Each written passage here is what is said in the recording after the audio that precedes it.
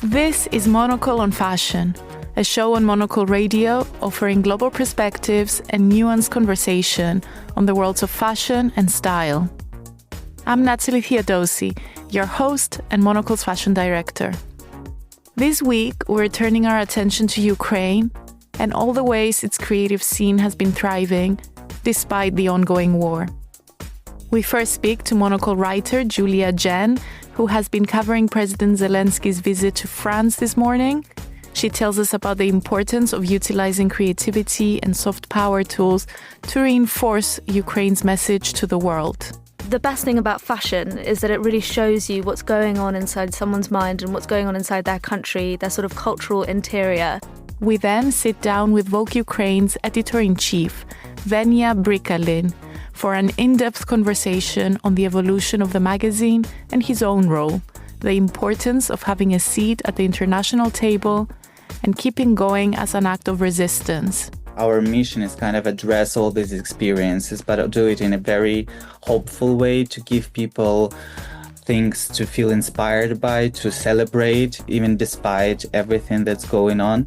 At the end, you'll also hear from one of Ukraine's most prominent designers, Ksenia Schnaider. It's very natural for us. It's just to use what's available and play with it and just make something unwanted wanted.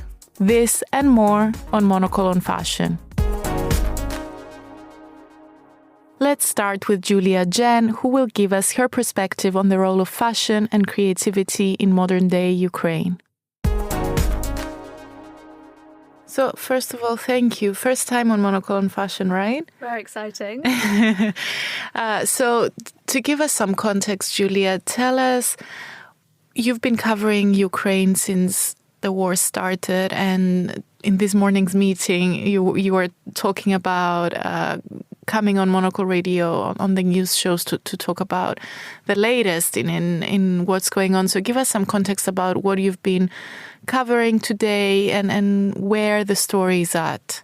Yeah, of course. I mean, lots of hard news. So today, for example, Zelensky went to France. He signed defence deals for air defence, fighter jets, anti-drone technology.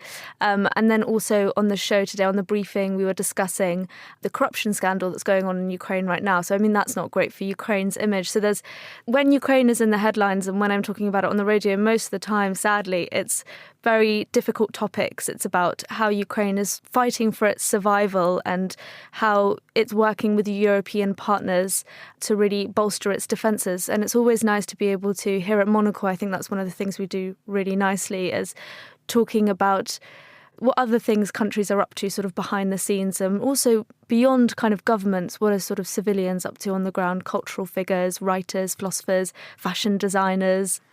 And you bring that hard, soft blend up. And I wonder, at a time when the country is at war, there are very difficult stories to tell. And as a journalist who very much focuses on affairs and follows the news cycle, which is so quick, what place do those stories that are softer, that are about creativity and culture and fashion, what is the value and the enduring value, especially at such a hard time? Building empathy, I think, and seeing inside people's minds. So I think the best thing about fashion is that it really shows you what's going on inside someone's mind and what's going on inside their country, their sort of cultural interior. And now, actually, you know, in London, where we're speaking today, I know that later on in the show, listeners will be hearing from the Vogue editor-in-chief. And of course, there's that beautiful exhibition in the Saatchi Gallery now. Over the weekend, I was also at an exhibition at the Photographers Gallery for another Ukrainian photographer who's kind of got his show running there. What that shows is kind of what society has been through, what society is going through now. And it shows you sort of like the warm interiors of what's going on in someone's heart or someone's mind. And it helps you build empathy. It helps you understand what is going on, you know, with your equivalent, with your counterpart who's sort of existing in another country somewhere. And I think that's what journalism in this instance really provides. No one knew about Ukraine when I would say that my family is from Ukraine before 2022, especially in this country. No one knew what on earth I was talking about, what this country was, what its colours are, what its sounds are, what do people wear, what are the designers putting on their models. No one knew any of these things. And I think what journalism is what I see this kind of role is about opening up that world so that you can actually understand what is being defended, what is the air defence actually there to defend. Actually, over the weekend, a Ukrainian art studio was hit for the second time. It was hit in August, and it was hit again over the weekend. And it's for young artists, so really about championing that talent, that next generation talent. And that's what the air defence is for. It's for people who, like us, want to create, want to live a free life, want to create vibrancy and colour and energy, And I think that's what I see journalism as kind of opening up that world to listeners or viewers or readers who might not have access to it otherwise. If we focus on fashion in particular, when you look at initiatives like Ukraine Fashion Week, which you've covered for radio before, or what the different designers are doing and how they've kept going and then stayed creative and produced collections and even scaled their businesses in some cases, what does that mean, do you think, for people like you, for Ukrainians to see that industry thriving? And do you think it does kind of help keep morale and also help further the message of Ukraine to the rest of the world? I remember that the first lady of Ukraine, Olena Zelenska, she had a really interesting quote about how or at least her stylist, actually, who I once interviewed for the fashion pages, her stylist said that her clothing that she puts on is kind of like her battle armour. So it's when she's going into meetings and, just now she's organised sort of a week-long Ukrainian week at different UK universities, and she's been doing these, high-profile meetings. It's her battle armour that she's going into these kind of arenas, high-pressure arenas where everyone is looking at her, and it's her way of protecting herself. I think it offers pride and I think it offers dignity. For so long under the Soviet Union, life was grey and no one had any opportunity to show how they really wanted to express themselves in their clothes. You didn't have good materials. People weren't working with good materials. They were working with plasticky kind of synthetic stuff. All that know-how, that craft know-how of, working with softer, natural fibres, all of that was lost, or at least it was stamped out. And I think what is happening now and has been happening for the last 15 years, really, since the pro-European revolution took place in Ukraine in 2013 to 2014, is people going back to that ancestral know-how. So using, Ukraine has incredible natural resources, incredible landscapes from which, clothing has been coming, kind of natural fibres have been used in Ukrainian clothing for centuries. But also, there's kind of, an edgy scene, there's a fun scene, there's, a scene that I'm not so tapped in because I'm not as stylish as all of these incredible Ukrainians, but fashion that's really making its way onto the radar of, people all across the world, celebrities, diplomats, politicians who want to wear this clothing because it's really fun, it's kind of quite provocative sometimes as well, and it's cutting edge, it's sort of doing stuff, Ivan Frolov, for example, his designs, they're very provocative, they're very sort of edgy and daring, and they're kind of taking you to places that you can't really go with other designers perhaps, in terms of showing kind of a bit of spikiness, for example. So I think it's about that. I think it's about the dignity. It's about showing that, you are a well-rounded individual. You're very cultured. You can hold yourself upright and be proud of who you are, which is hard in a time of war when you're constantly being put down, physically, emotionally, mentally, but also, pride in what Ukraine is, what the country is capable of.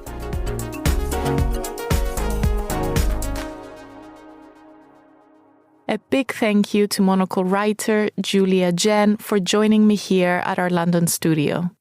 We're now off to Paris, where Venya Brykalin, Vogue Ukraine's editor-in-chief, is based. Venya, who has recently put together the Futurespective exhibition at London's Saatchi Gallery, a show celebrating contemporary photographers from Ukraine, tells us about the immense drive and sense of optimism of Ukrainian creatives who have continued operating and scaling businesses, producing art, and learning new skills at a time of war. His own work at Vogue Ukraine is a prime example. Just a week ago, Vogue also hosted its annual conference, bringing fashion professionals to Kiev and helping energize the local community with conversations about the future of our industry. But first, we spoke about the evolution of the magazine and his own role as editor.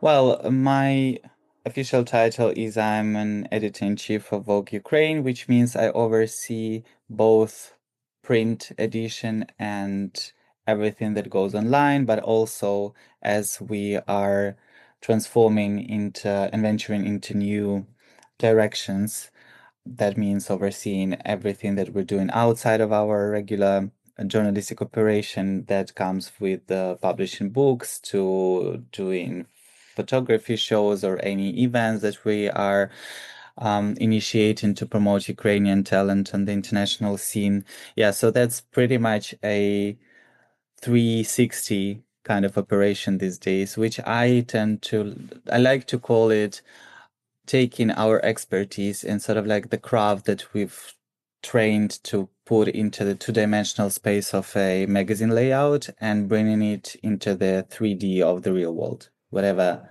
that medium can be. Yeah, that's amazing. And it's true, what you're saying. It's that role is now much bigger than making the print magazine. And from what you're saying, a big part of it is also supporting and promoting Ukrainian talent, whether it's like the exhibitions that you do or the conferences. Do you find that that's a big part of your mission now? I absolutely believe so. And I think what's so great working for a brand like Vogue and Vogue Ukraine is that you have the authority and you have the leverage and you have the expertise to do those things. And I think it's incredible that we have these opportunities to celebrate talent coming from Ukraine and tell all these important stories, because what we've kind of discovered intuitively throughout the big war in Ukraine is that we are pretty much one of the very few, if not the only international media brand operating from Ukraine that people outside of Ukraine, our global audience, kind of immediately recognize. So that gives us, first of all, great exposure, but also a lot of trust in what we do and a lot of interest into what we do. So I think to use that is very intuitive, and obviously it's a great responsibility, but also great honor. That's such an interesting point, that it's a brand operating outside of Ukraine that's internationally recognized. And I wonder, has it, the last few years, given the war, has the role of the fashion magazine and a platform like Vogue changed in your eyes in what it has to do? And yes, there is fashion, but you also see it as a vehicle to tell stories about culture and society and diplomacy as well.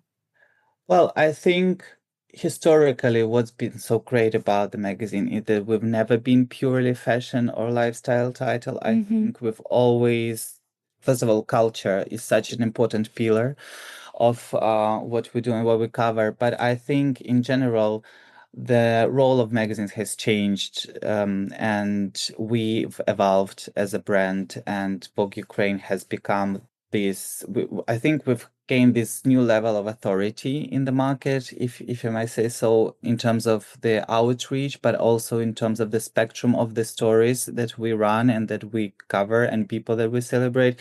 And the audience, we've got such an incredible feedback on that, because I think people really, life is very non-linear and paradoxical sometimes, and especially with what's happening in our country, there's so much texture and so much gravity to what is happening and what people are going through. So I think our mission is kind of address all these experiences, but do it in a very hopeful way, to give people things to feel inspired by, to look forward to celebrate, even despite everything that's going on.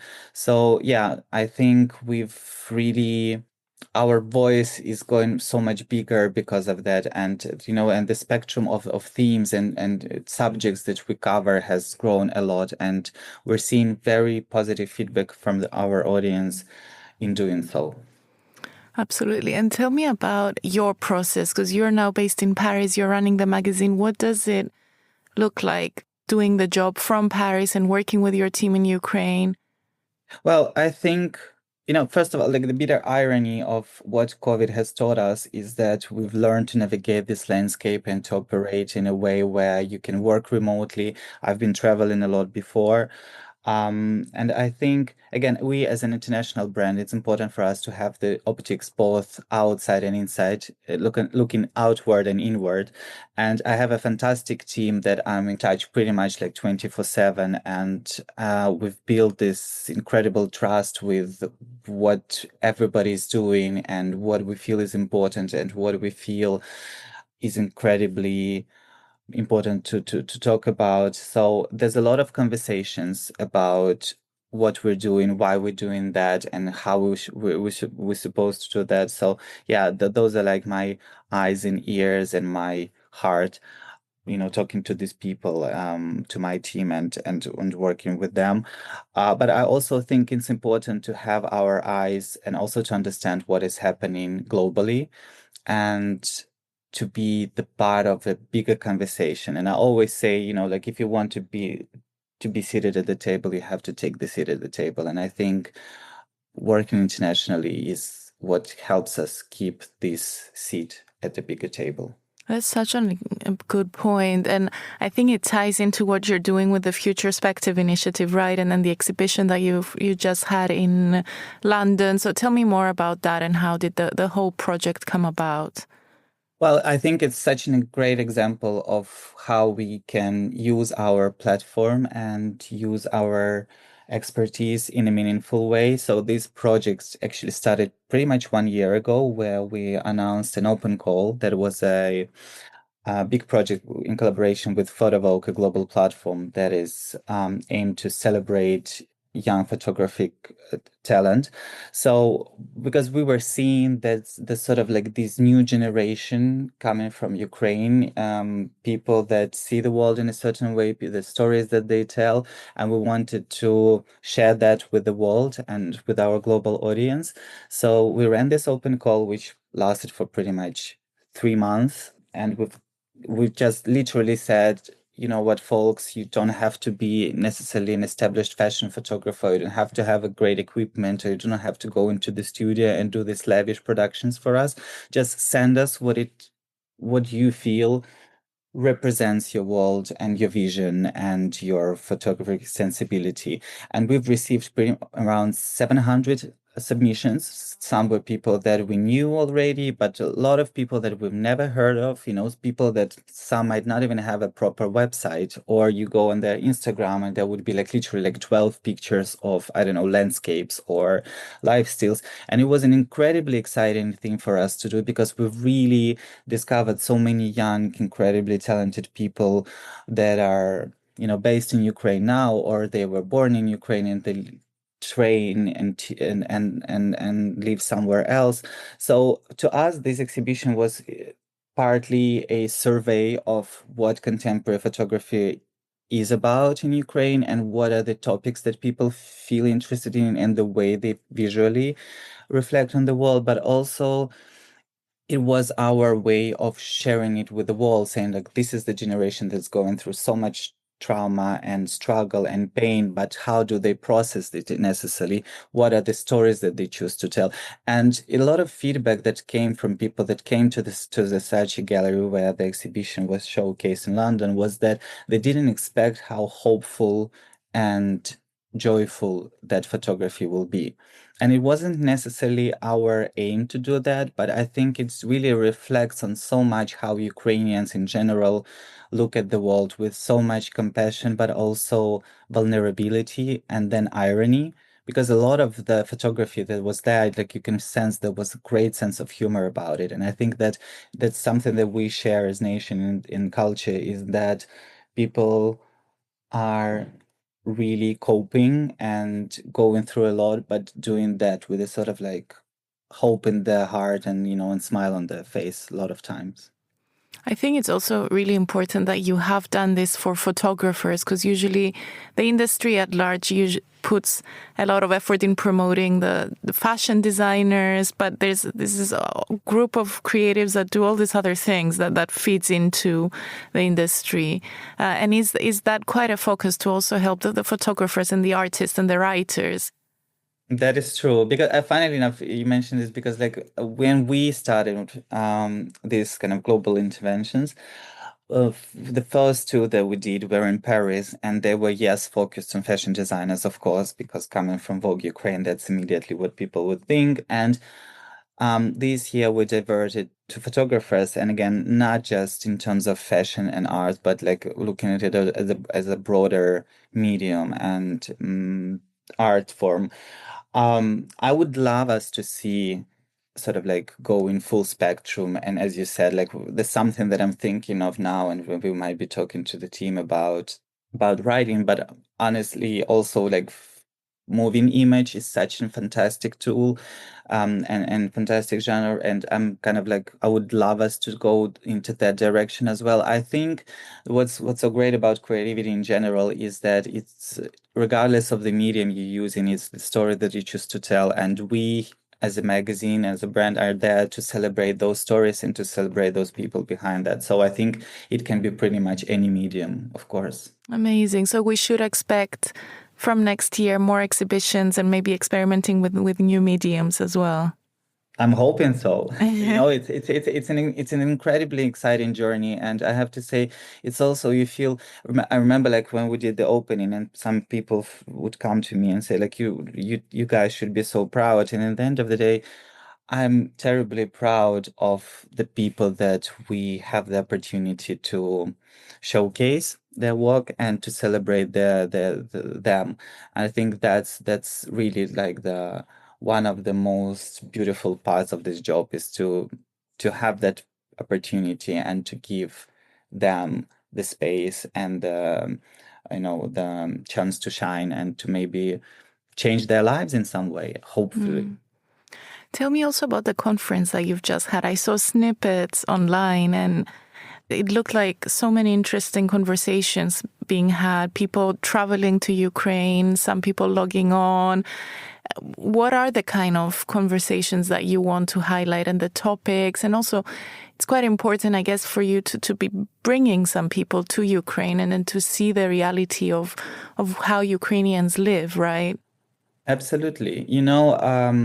This year, actually, it was our 8th annual conference, and I think it's so important also, like it's kind of like an act of resistance in some way, and it's also like a manifestation of us moving on and not discarding it, not putting it on a hold, not saying, okay, we will have to wait till the war is over, but sort of to finding our way, which is, you can mention, it's not a simple task to keep this project going, not only as an initiative, but also just to make sure that it is live in wartime Kyiv, and like with the respect to all the, security measurements, but still physically producing it in Kyiv and bringing all our partners in and bringing the audience in, because I think to a lot of people that go there, it's not just sort of like purely professional event of finding access to new resources and new information, but just in a way it's also like act of celebrating life and just not being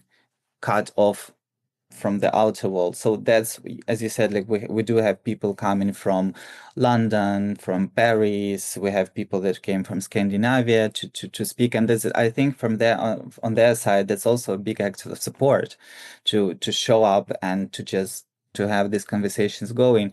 And there's not necessarily one topic that we cover. Obviously, it's kind of like everything that is this is part of bigger conversation. Is the future of the luxury industry, is the future of retail, is how like a store from its physical space to whatever it is, experiential entity, how that is evolving. And because we want also people that like part of our audience is these young professionals that are, like that work in fashion PR, they work for fashion designers, or they work in retail, in marketing, and in any of those fields.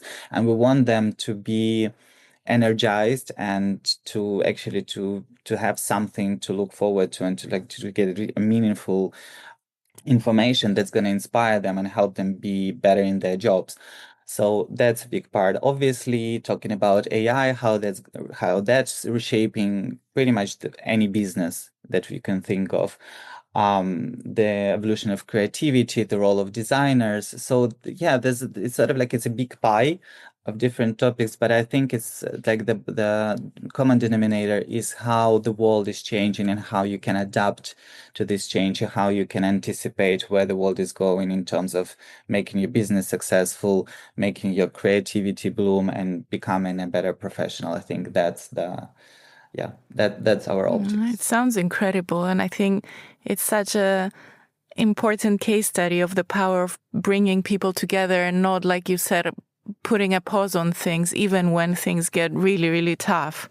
Yeah, absolutely. That's, I think, to us, to still be in the game and to work hard, but also to achieve these things and to be able to put so many incredible things to life and to support our scene and to support our talent. I think that's part of what every Ukrainian shares right now, is that we have to keep on doing what we're doing, and we have to, stand tall and be proud of ourselves. I think that's what drives us every day. 100%. And you're doing it in the media world, but as you were saying, there's this huge creative community of people in marketing and design and production that have kept all the Ukrainian fashion brands going. And I mean, from my own coverage and the people that I talk to, these are people that have also managed to grow their businesses sometimes during such a tough time when they were moving, when things had to be on pause for a while. So I'd love your perspective as well on the design scene and how brands have evolved and kept going. Anyone that you're really excited about? Absolutely. I think watching them is such an incredible source of pride, but also inspiration. We just had Ruslan Baginsky, this incredibly successful designer who started with hats and doing all this like fantastic headwear. And he's celebrated an anniversary earlier this year, and it's such a great success with dressing everyone from Madonna to Beyonce to whoever you can think of.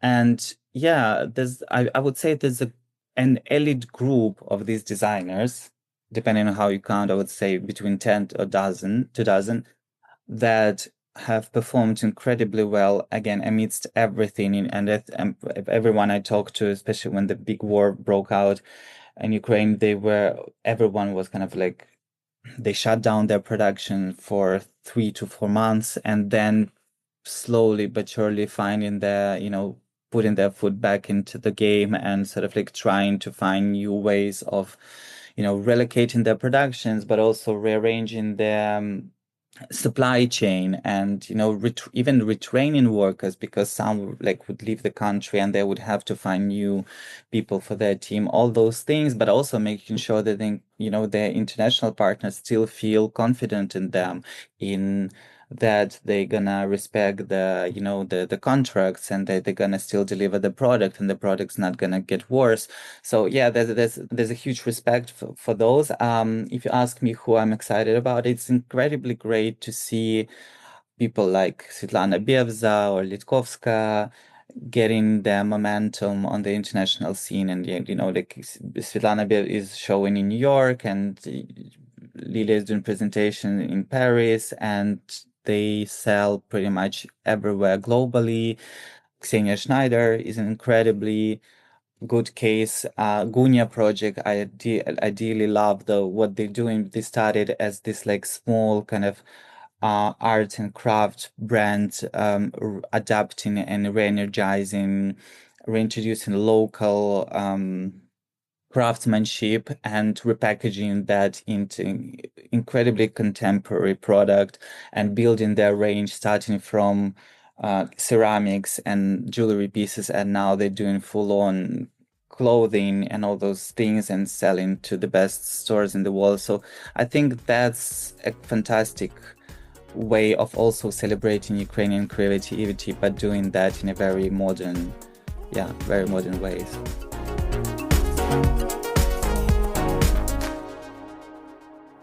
A huge thank you to Venya Brykalin for the insightful conversation. To wrap things up, we wanted to also chat to one of the design talents he has mentioned, Ksenia Schnaider, best known for her innovative designs using upcycled materials, primarily denim. She spoke to Monocle on Fashion's producer, Lily Austin. When the war started, I felt I can lose everything. And I felt that I need to fight back, that I will not give up. I will not just, give up what I was building for so many years. And I had this responsibility for my team. So it was really challenging to keep it working in terms of safety, in terms of, blackouts. It was really tough. In terms of business-wise, I think it would be much easier to relocate production into Turkey or Portugal or China, I don't know.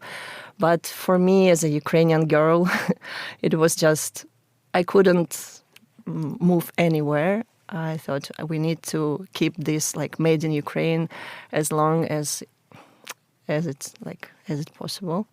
And how does Ukraine influence your designs? Ukraine is very eclectic and always been mix of everything. And I think the idea of upcycling was with me since maybe 13, 12 years, because in Ukraine, there were no fashion stores or concept stores when I was growing up at all, but there were lots of second-hands and vintage stores. Not stores, I would say, markets, really huge open-air markets with tons of used clothes. And this is the places where we were shopping with my friends. So it was part of my identity to have these clothes and remake them, redesign them. And I think that I was doing this since my teenagers, for myself, for my friends.